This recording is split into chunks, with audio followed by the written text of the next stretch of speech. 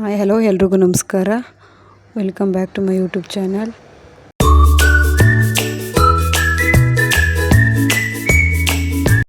I hope ಎಲ್ಲರೂ ಚೆನ್ನಾಗಿದ್ದೀರ ಅಂತ ಭಾವಿಸುತ್ತಾ ಇವತ್ತಿನ ಬ್ಲಾಗ್ ಶುರು ಮಾಡ್ತಾಯಿದ್ದೀನಿ. ಇವತ್ತಿನ ಬ್ಲಾಗ್ ಬಂದು ಸಿಂಪಲ್ಲಾಗಿ ಈಸಿಯಾಗಿ ಬೇಗನೆ ಮಾಡ್ಕೊಳ್ಳುವಂಥ ಹಸಿ ಅವರೆಕಾಳು ಮತ್ತು ಬೀಟ್ರೋಟ್ ಬಳಸಿ ಮಾಡುವಂಥ ಬಾತ್. ಹಸಿ ಅವರೆಕಾಳು ಬೀಟ್ರೋಟ್ ಬಾತ್ ಅಂತ ಈ ರೆಸಿಪಿ. ಇದನ್ನು ಬೇಗನೆ ಮಾಡ್ಕೋಬೋದು.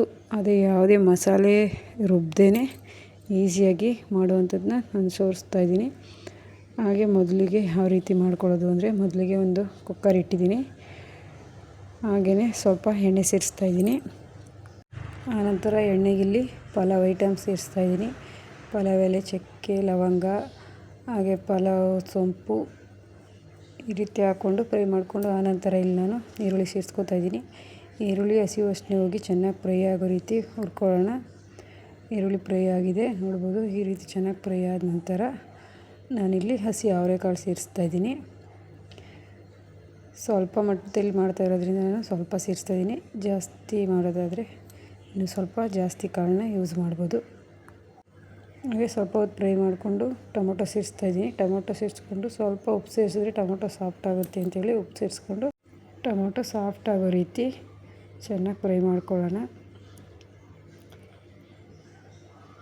ಟೊಮೊಟೊ ಚೆನ್ನಾಗಿ ಫ್ರೈ ಆಗಿದೆ ಅಂದಮೇಲೆ ನಾನಿಲ್ಲಿ ಬೀಟ್ರೋಟ್ ಸೇರಿಸ್ತಾ ಇದ್ದೀನಿ. ಒಂದು ಹಿಡಿಯಷ್ಟು ಬೀಟ್ರೋಟ್ನ ಈ ರೀತಿ ಸಣ್ಣದಾಗಿ ಹಚ್ಕೊಂಡು ಇಟ್ಕೊಂಡಿದ್ದೀನಿ.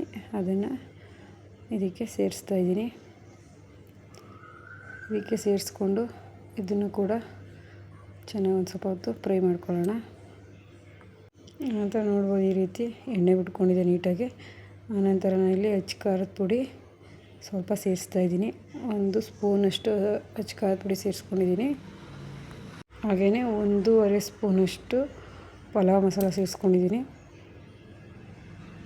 ಪಲಾವ್ ಮಸಾಲ ಸೇರಿಸ್ಕೊಂಡು ಸ್ವಲ್ಪ ಹೊತ್ತು ಫ್ರೈ ಮಾಡಿಕೊಂಡು, ಆನಂತರ ಇಲ್ಲಿ 1 ಗ್ಲಾಸು ಅಕ್ಕಿನ ಸೇರಿಸ್ತಾ ಇದ್ದೀನಿ.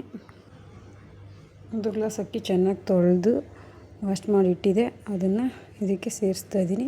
ಸೇರಿಸ್ಕೊಂಡು ಚೆನ್ನಾಗಿ ಇದನ್ನ ಮಿಕ್ಸ್ ಮಾಡಿಕೊಂಡು ಡಬ್ಬಲು ನೀರನ್ನ ಸೇರಿಸ್ತೀನಿ. ಡಬಲ್ ಅಂದರೆ 1 ಲೋಟ ಅಕ್ಕಿಗೆ ನಾನಿಲ್ಲಿ 2 ಲೋಟದಷ್ಟು ನೀರು ಸೇರಿಸಿದ್ದೀನಿ. ಬೀಟ್ರೋಟ್ ಎಲ್ಲ ನೋಡಿ ಇದೇ ರೀತಿ ಕಲರ್ ಬಿಟ್ಕೊಂಡಿದೆ. ಅದನ್ನು ಚೆನ್ನಾಗಿ ಮಿಕ್ಸ್ ಮಾಡ್ಕೊಂಡು ಕುದೀತಾ ಇದೆ ಅನ್ನುವಾಗ ಈ ರೀತಿ ಕುಕ್ಕರು ಮುಚ್ಚಿ 2 ವಿಸಿಲು ಕಿಗಿಸ್ಕೊಂಡ್ರೆ ರೈಸ್ ರೆಡಿ ಆಗುತ್ತೆ. ಈಗ 2 ವಿಸಿಲು ಆಗಿದೆ. ತೆಗೆದು ನೋಡೋಣ ಯಾವ ರೀತಿ ಬಂದಿದೆ ಅಂತೇಳಿ. ನೋಡ್ಬೋದು ಇಲ್ಲಿ ಯಾವ ರೀತಿ ಬಂದಿದೆ ಅಂತ. ತುಂಬಾ ಚೆನ್ನಾಗಿರುತ್ತೆ, ಟೇಸ್ಟ್ ಕೂಡ ಚೆನ್ನಾಗಿರುತ್ತೆ. ಹಾಗೆಯೇ ಮೊಸರು ಬಜ್ಜಿ ಜೊತೆಗೆ ತುಂಬಾ ಚೆನ್ನಾಗಿರುತ್ತೆ ಅಂತ ಹೇಳ್ತಾ ಇವತ್ತಿನ ಬ್ಲಾಗ್ನ ಇಲ್ಲಿಗೆ ಎಂಡ್ ಮಾಡ್ತಾಯಿದ್ದೀನಿ. Thank you for watching.